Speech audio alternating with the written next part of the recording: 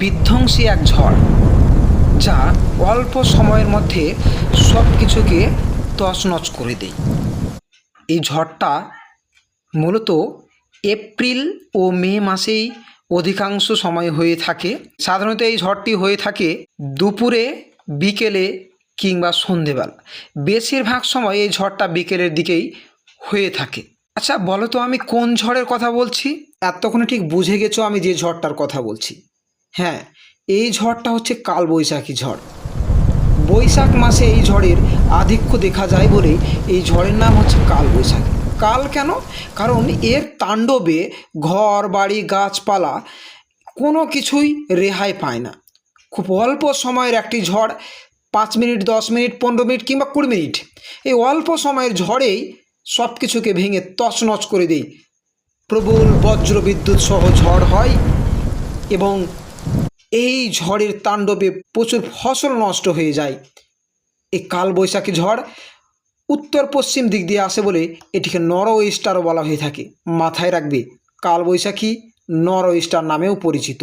অনেকেই গুলিয়ে ফেলতে পারে কালবৈশাখী এবং সাইক্লোন, যেটাকে আমরা ঘূর্ণিঝড় বলি, যে আসলে কোন ঝড়টা কোনটা। দেখবে যে ঝড়টা সাধারণত দেখবে বিকেলের দিকে হচ্ছে কিংবা সন্ধেবেলা হচ্ছে বা দুপুরের দিকে হচ্ছে, এর স্থায়িত্ব কাল খুব অল্প সময়ের, 10 15 মিনিট 20 মিনিট, অল্প সময়ের মধ্যে প্রচুর ঝড় বৃষ্টি হয় এবং বজ্র বিদ্যুৎ সহ ঝড় হয়, অনেক কিছু তছনছ হয়ে যাবে। সেটা হচ্ছে এই কালবৈশাখী। অন্যদিকে সাইক্লোন কি? সাইক্লোন হলো এই ঘূর্ণিঝড়, যেটা মূলত যার উৎপত্তি মূলত বঙ্গোপসাগর কিংবা আরব সাগর হয়ে থাকে এবং জলভাগ থেকে ধীরে ধীরে ক্রমশ স্থলভাগে আছড়ে পড়ে। এর স্থায়িত্ব 2-3 দিন কিংবা 10 দিন পর্যন্ত এর স্থায়িত্ব হতে পারে। ক্ষয়ক্ষতি এর পরিমাণ বেশি হবে না কম হবে সেটা নির্ভর করে সেই ঝড়ের তীব্রতার উপর। তবে এই ঝড়ে এবং কালবৈশাখী দুই ঝড়ে যে মেঘটা সৃষ্টি হয়ে থাকে সেটা হচ্ছে কিউমুলোনিম্বাস মেঘ। মাথায় রাখবে, কালবৈশাখী এবং সাইক্লোন অর্থাৎ ঘূর্ণিঝড় উভয় ক্ষেত্রে কিউমুলোনিম্বাস মেঘের সঞ্চার ঘটে। কালবৈশাখী, এই কালবৈশাখীর উৎপত্তি মূলত ছোটনাগপুর প্লেচু। এই ছোটনাগপুর প্লেচু যখন অত্যন্ত গরম হয়ে যায়, এই গরম হয়ে যাওয়ার ফলে এখানকার বাতাস উপরে উঠতে থাকে এবং উপরে ওঠার কারণে এখানে গভীর নিম্নচাপ সৃষ্টি হয়। এর ফলে এই বঙ্গোপসাগর থেকে জলীয় বাষ্পপূর্ণ আর্দ্রবায়ু এই ছোটনাগপুর মালভূমির দিকে ছুটে যায় এবং এই জলীয় বাষ্পপূর্ণ বায়ুর ফলে প্রবল কিউমুলোনিম্বাস মেঘের সৃষ্টি হয়, প্রচুর বজ্র বিদ্যুৎ সহ ঝড় বৃষ্টি হয়ে থাকে।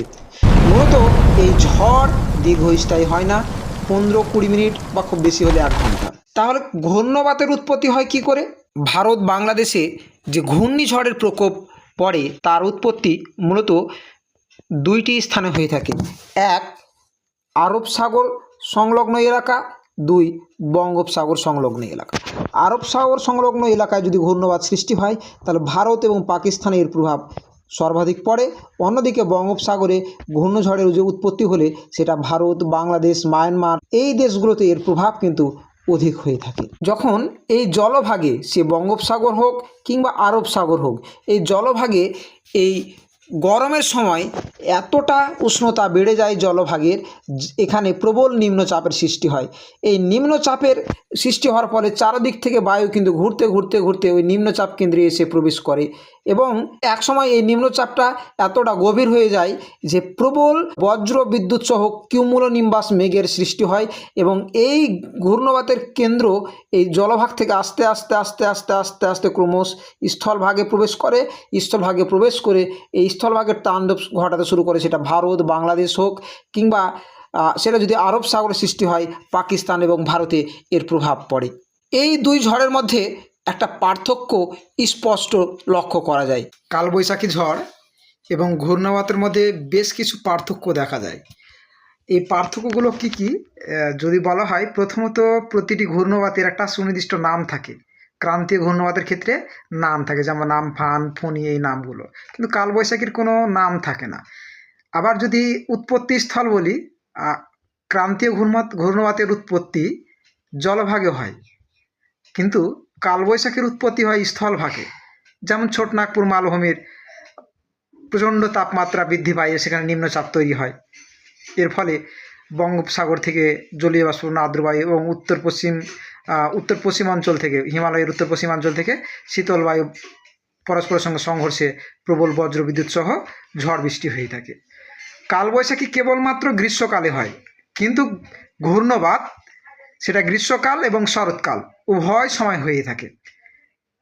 আবার কালবৈশাখীর যদি স্থায়িত্ব খুব কম, সেটা 15-20 মিনিট থেকে শুরু করে 1 ঘন্টা হতে পারে, বা খুব বেশি হলে 2 ঘন্টা। ক্রান্তীয় ঘূর্ণবাতের ক্ষেত্রে স্থায়িত্বটা ওই মোটামুটি 1-2 দিন থেকে শুরু করে 7 থেকে 10 দিন পর্যন্ত সেটা স্থায়ী হতে পারে।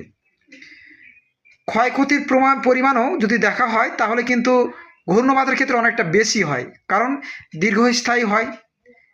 বিভিন্ন বিভিন্ন ফসলগুলো আছে, এই ফসলের প্রচুর ক্ষতি হয় কিন্তু এই ঘূর্ণবাতে। কালবৈশাখীরও হয়, কিন্তু অল্প সময় স্থায়ী হওয়ার ক্ষেত্রে এর ক্ষতিকর প্রভাবটা কম। কিন্তু যদি বলা হয় কালবৈশাখীতে বজ্র বিদ্যুতের পরিমাণটা বেশি, অর্থাৎ বাজ অধিক হয়।